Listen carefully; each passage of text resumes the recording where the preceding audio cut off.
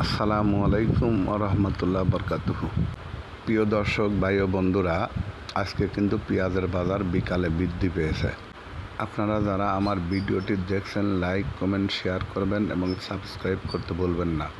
প্রতিনিয়ত বিভিন্ন হাটের বিভিন্ন ফসলের এবং ফলের বাজার দর জানতে পারবেন নিয়মিত।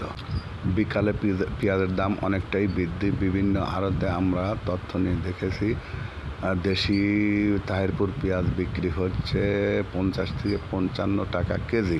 নিম কোয়ালিটির পেঁয়াজ বিক্রি হচ্ছে 45 থেকে 50 টাকা কেজি।